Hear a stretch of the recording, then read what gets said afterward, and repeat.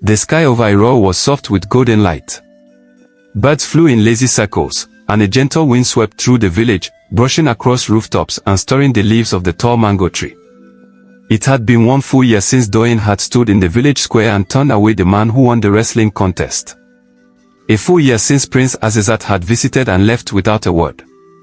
A full year since she had walked to the mango tree and said goodbye to the only man who ever truly saw her. Doyin was no longer the center of gossip. People had moved on.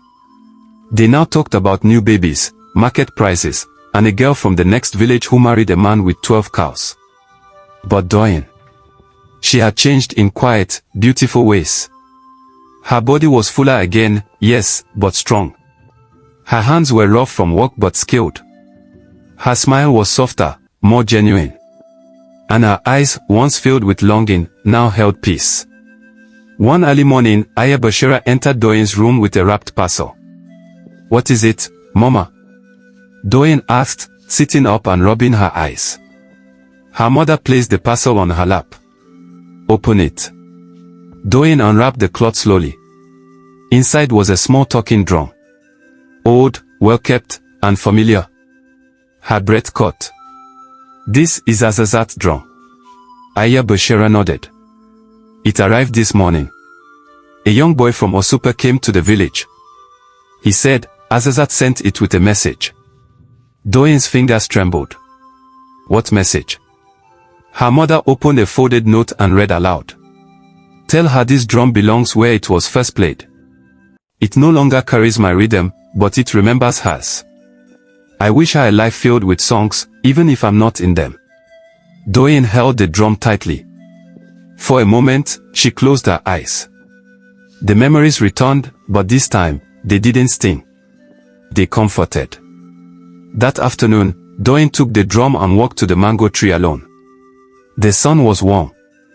The wind was kind. She placed the drum gently against the base of the tree and sat beside it. For a long time, she said nothing.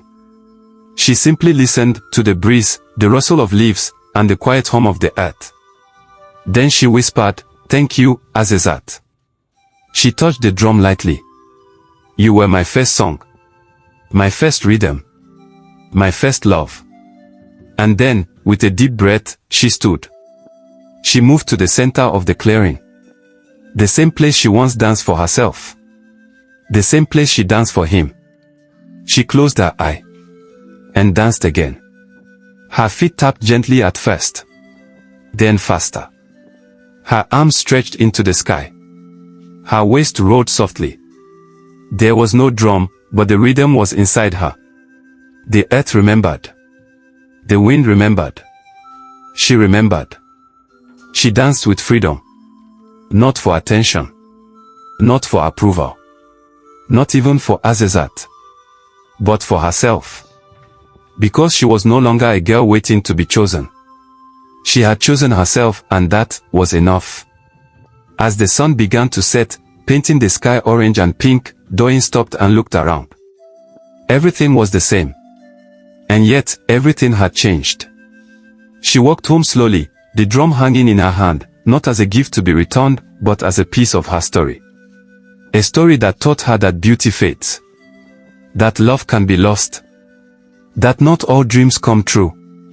But also, that she could fall and rise. That she could break and heal. That she could dance even in silence. That night, as she lay under her wrapper, Titi came to lie beside her. "Will you ever marry, sister?" Doyin smiled in the dark. "Maybe," she said. "Or maybe not.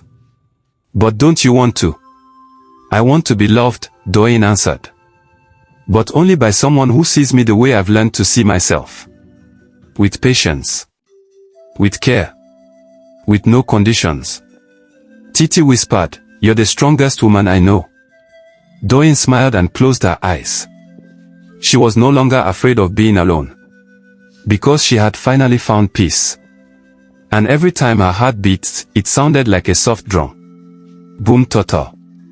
Boom toto, a rhythm of healing. A rhythm of hope.